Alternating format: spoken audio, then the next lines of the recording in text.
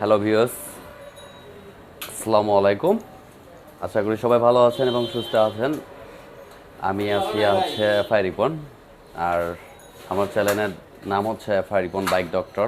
আর আমার Facebook page FI Ripon bike doctor এবং ID সব একটা নামেই আছে এবং গ্রুপ আছে আমার, সবগুলো একই। আপনারা চাইলে ওখানে ভিডিওগুলো দেখতে পারেন, সবগুলো লিঙ্ক দেওয়া আছে। আর যারা আমাকে সবসময় ফলো করেন, যারা রেগুলার এই ভিডিওগুলো দেখতে চান বা অপেক্ষায় থাকেন যে কখন আমি ভিডিওগুলো ছাড়ি, তো আসলে কয়েকদিন একটু গ্যাপ ছিল, আমি একটু বাইরে ছিলাম, যার ফলে ভিডিওগুলো আপনাদের আসতে পারিনি। এখন আবার চলে আসছি, আবার আপনাদের সামনে কাজগুলো ওপেন করে দিব এবং আপনারা যারা দূর দূরান্ত থেকে কাজ করেন বা যেখানে প্রবলেমগুলো ফেস করেন, যে সমস্যাগুলো, তো সেই বিষয়গুলো নিয়ে কথা বলবো। এবং আর একটা বাইক যে কাজ করব সে বাইক নিয়ে, এটা হচ্ছে Yamaha R15 version 3 Indian version, non ABS. এই বাইকটা হচ্ছে আপনার আমার আসার আগে উনি আমার পরিচিতই ছিল আর কি, আগে থেকে চেনা জানা ছিল। তো কোনো একটা আমাদের উত্তরায় একটা ভালো একটা জায়গার নাম করা একটা ভালো জায়গায়, তো সেখানে গেছিলো ওনার একটা বাইকের একটা সাউন্ডের প্রবলেম নিয়ে। তো সেখানে সেই বাইকটা নিয়ে যাওয়ার পর তো সাউন্ডটা দেখার পরে বলছে যে এটা ইঞ্জিন খুলতে হবে। বাইক খুবই কম ছিল চালানো, তো যাই হোক তারপর সে বলছে ইঞ্জিন খুলতে হবে। সে অনেক, যার বাইক সে অনেক চিন্তিত আসলে, এটা একটা সাউন্ডের জন্য ফুল ইঞ্জিনটা খুলতে হবে ওনার, এটা স্বাভাবিক। যার বাইক টাকা দিয়ে কিনে সে কষ্টটা বোঝে, আসলে একটা ইঞ্জিন খোলা মানে অনেক কিছু, নতুন একটা ইনটেক ইঞ্জিন খোলা। তো যাই হোক উনি এরপর একদিন আসলো, সেদিন আমি ছিলাম না, হয়তো আমার একটা কেউ একজন চালাইয়া দেখছে, দেখে এরপর আরেকবার আমার কাছে আসে। তখন আমি আবার চালায় দেখি যে আমার কাছে প্রবলেম দেখলাম, আসলে সাউন্ডটা ইঞ্জিনের ভিতরে বিয়ারিং না, শুধু জাস্ট একটা চেনের স্পকেটের কারণে সাউন্ডটা ছিল, যার ফলে আপনার 250 টাকা দিয়ে সেটা কভার হয়ে গেছে অলমোস্ট। কারণ ওইটা হচ্ছে আপনার ওনার যে কস্টিং দেওয়া দিছিল সেটাতে আপনার ইঞ্জিনটা খুলতে হতো। একটা ইনটেক ইঞ্জিন খোলা মানেই বুঝতে পারছেন তো আসলে কী অবস্থা হয়। তো সেই কথাগুলো, সেই বাইকটাই আসলে কাজ করতেছি এবং সেই বাইকটারই হচ্ছে আপনার কাজ এখন করব। কী কী কাজগুলো করব সেটাও আপনাদেরকে বলি। সেটা বাইকটা বল এসে চেঞ্জ করবো ফার্স্ট, আর দ্বিতীয়ত হচ্ছে বাইকের টেবিলটা অ্যাডজাস্ট করব। এই হচ্ছে কাজ। আর এই জন্যই বলি, আপনারা যখনই যেখানে কাজ করবেন আগে সেখানে দেখবেন তারা কাজ বোঝে কি না। আর শুধু বড় বড় গাড়ি কাজ করে সেটা দেখে গাড়ি কাজ করলেও হবে না, আগে বুঝতে হবে সেখানে কাজের মানে কতটা ওদের অভিজ্ঞতা, কতটা ওদের এক্সপিরিয়েন্স, কোথায় আগে কাজ করছে, বিষয়গুলো আগে সব। এরপর একটা বাইক দেখেন, আপনারা শখের বাইক কেনেন, তাদের একটা কোনো কাজ করার ক্ষেত্রে ভুলের কারণে আপনারা খুব প্রবলেম পড়েন। তো এই মেকানিক্স যারা কাজের প্রবলেমের কারণে অনেকটাই ভোগান্তি হন যারা বাইক চালান, এই সমস্যাগুলো ফেস করেন। তো এই জন্যই কথাগুলো বলা আমার, আপনাদের সাথে শেয়ার করা, যে এই ধরনের প্রবলেমগুলো যেন আর কেউ না পড়ুক। এবং এই ভাইয়ের যে গাড়ির কথা বলছি, সেই বাইকটা যেটা উনি ফেস হয়েছিল গাড়ির সমস্যা নিয়ে, অনেক ছিল আর কি, প্রেশানি ছিল বাইকটা নিয়ে। যাই হোক এখন উনি বাইকটা এখন পারফেক্ট আছে ওই দিক থেকে বলি। আর কাজগুলো চেষ্টা করি সবসময় আপনাদের ওপেন দেখানোর জন্য, এবং যারা সবসময় এই কমেন্টে করেন এবং রিপ্লাই দিতে পারি না হয়তো সময়ের কারণে, আসলে যারা আমাকে ফলো করেন দেখছি আমি কমেন্ট করেন, অনেকের অ্যান্সার দিতে পারি না। তো আসলে যদি কারো কোনো এমার্জেন্সি থাকে ওখানে নাম্বার দেওয়া আছে, আপনারা ওখানে ফোন করে আমাকে কন্ট্যাক্ট করতে পারেন। আর কাজগুলো দেখায়, দেখতে থাকুন ভিডিওটা।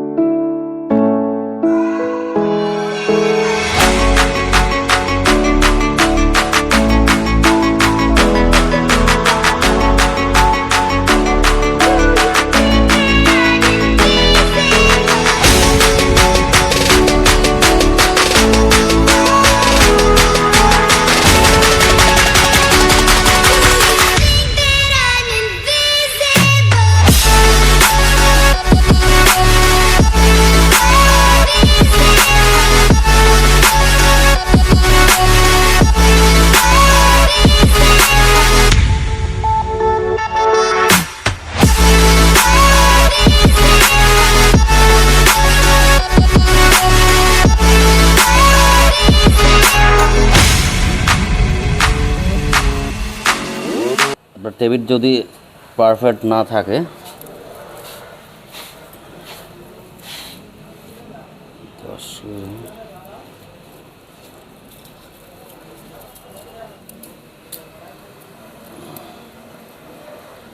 আর এখানে হাত দিয়ে মিলালে আসলে কখনোই এটা পারফেক্ট হবে না, কারণ চারটা ভাল্ব চারটা জিনিস একই সেট আপ থাকতে হবে।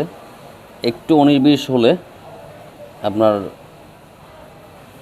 যেমন এই দুটো ভাল্বের মধ্যে এই একটা ভাল্ব ওই পাশটা ঠিক আছে মাপে, এই পাশটা রং, ঠিক আছে? তো আপনারা যারা এই কাজ করবেন R15 ভার্সন 3 ইয়ামাহা, এই টেবিলের মাপ আগে আপনার গেজ থাকলে তাহলে আপনার কাজ করতে সুবিধা হবে। আর নম্বর ইয়েটা দাও তো, কারণ আপনার হাতে বুঝতে পারবেন না আসলে এটা কি আছে বা নাই। তো এই জন্য আপনার গেজ ব্যবহার করবেন, তাহলে মাপটা খুব সুন্দরভাবে বুঝতে পারবেন আপনার বাইকে কত আছে এবং আপনি ওখান থেকে কতটুকু কমাবেন নির্ভর করবে আপনার গেসের উপরে। আসলে হাত দিয়ে এটা কখনোই পারফেক্ট আসবে না।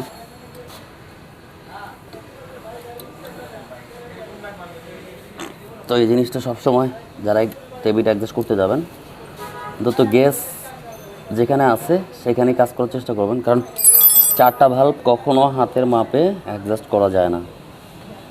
তো এই জন্য আসলে যে ভিডিওটা শেয়ার করলাম আপনাদের সাথে, কারণ যারা R15 ভার্সন 3 চালান, ইন্ডিয়ান বলেন আর ইন্ডিয়ান বলেন,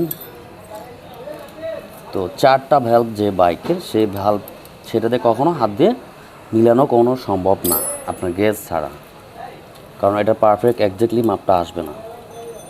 আর একটা যদি চারটা ভ্যালভের মধ্যে যদি একটা কম বেশি থাকে, তাহলে ওই একটা গ্যাবিং আপনার অনেক প্রবলেম করবে। গাড়ি কম্প্রেসার একটু দুর্বল লাগবে, আরপিএম সেটগুলো একটু এক সময় এক রকম উল্টাপাল্টা রিডিং আসে। তো এই জিনিসগুলো বেশি সমস্যা হয়, কারণ আর এটা ফুললি ইঞ্জিন ঠান্ডা করে নিয়ে তারপরে টেবিলটা মিলাবেন, কারণ এটা গরম অবস্থায় মিলানো যাবে না, ঠান্ডা করে তারপরে আপনার টেবিলটা মিলাবেন। আর অবশ্যই এটার যে আমি এই যে দেখাচ্ছি আপনাদের, এটা ফ্রি প্লে ব্লক হয়, কারণ এটা জাম থাকা যাবে না। এটা এরকম নর্মালি যেন ইজিলি বের হয়, সেম একটু গ্যাপ যেন না থাকে। তো এই জিনিসটা সব থেকে আরও বেশি সতর্ক যেটা দরকার, কারণ এটা জাম হলে ধরেন নাটের প্রবলেম থাকতেই পারে। সেই থেকে এখানে চাবিটা আছে, চাবিটা ধরতে হবে ঠিক একজ্যাক্টলি একটা জায়গায়, জানি আপনার নাটটা ঘোরার চান্স না পায়, তাহলে আপনার টাইটটা হবে না। এই জিনিসটা থাকলে আরও বেটার, সব থেকে কাজ করে আপনার জন্য ইজি হবে। এই জিনিসটা ইজি খেলতে হবে। এই যে এখন বের হচ্ছে ইজিলি সফটলি, এটাকে বলা হয় ফ্রি প্লে। আর যদি এটা জাম করে টানে বাই করতে হয়, তাহলে এটা যে মাপটা দিচ্ছেন সেটা থেকে আরও কমে যাবে। তো এই হচ্ছে অবস্থা। কারণ আর R15 ভার্সন 3 এমনি নর্মালি আপনার হচ্ছে এক্সজস্ট ভ্যালভটা অনেক হচ্ছে লং থাকে, এটার মাপ আসলে রিপ্লে রাখবেন, তাহলে আপনার বাইকের সাউন্ডটা স্মুথ থাকবে এবং গাড়ির কোনো ক্ষতি হবে না, সব দিকে পারফেক্ট। আর ইনটেকটা সবসময় নর্মালি এফআই বাইকে যা থাকে সেটা হচ্ছে আপনার 80 থাকে বেশিরভাগ, আর এক্সজস্টটা হচ্ছে আপনার 15 থাকে। যখন R15 ভার্সন 2 বলেন আর হচ্ছে 3 বলেন, এই বাইকগুলো হচ্ছে এই সিস্টেম। আপনার 8-এর জায়গায় এমনও দেখবেন সময়তে আপনার 10ও থাকে, সেখান থেকে আপনি হচ্ছে 8 করলেন, 15 করে দিলেন, তাহলে আপনার টপের জন্য, কারণ এইগুলো তো স্পোর্টস বাইক। তো এই কারণেই এই বাইকগুলো হচ্ছে এই ফ্রি প্লেটা রাখতে হয়, এই এক্সজস্টটা আর ইনটেকটা রাখতে হয় ঠিক টাইমের মতোই, কারণ তেলটা নেবে এবং তেলটা নিয়ে বন্ধ করে দেবে, এরপর এটাকে পুড়ে এরপর ছেড়ে দেবে। এই হচ্ছে অবস্থা। আশা করি আমার কথাগুলো বুঝতে পারছেন। এই কথাগুলো টেবিলটা আসলে কীভাবে মিলাবেন। আর একটা জিনিস দেখাই, এখানে আপনার আগে যেহেতু টাইমিং করা হয়েছে, টাইমিং করে রাখা আছে, আমাদের আগেই করা শেষ। এখানে এই নাটটা খুলবেন, এখানকার একটা আছে, এখানে টি চিহ্ন একটা দেখবেন ম্যাগনেটের, এটা করার পর ঘোরাবেন, ঘোরানোর পর এখানে টি চিহ্ন একটা মার্ক করা থাকে, ওইখানে টাইমিংয়ে আনার পর আপনার এখানে চাইলে এখানে ক্যামেরা একটা এখানে দাগও আছে, এই দাগটাও এখানে মেডেলের টাইমিং করে নেবেন, যার ফলে আপনার টাইমিংটা খুবই ইজিলি আপনার টেবিলটা অ্যাডজাস্ট করতে ক্লিয়ার হবে, তাহলে কোনো ঝামেলা হবে না। আর অবশ্যই আমার যদি কাজগুলো ভালো লাগে থাকে এবং আপনার অবশ্যই লাইক দিবেন, শেয়ার করবেন, সাবস্ক্রাইব করবেন। সবসময় এটাই চাই, যা মানুষের কাছে পৌঁছে যায় আমার ভিডিওগুলো, এটাই চাই। আসলে আমি ভাইরাল হতে চাই না, আমি এর আগেও ভিডিওতে বলছি আমার ভাইরাল হওয়া দরকার নেই, শুধু মানুষগুলোর কাছে যে পৌঁছে যাক আমার ভিডিওগুলো, তারা তারা হয়তো এটাকে দেখে হয়তো বুঝে শুনে কাজ করে নিতে পারবে, এতটুকুই।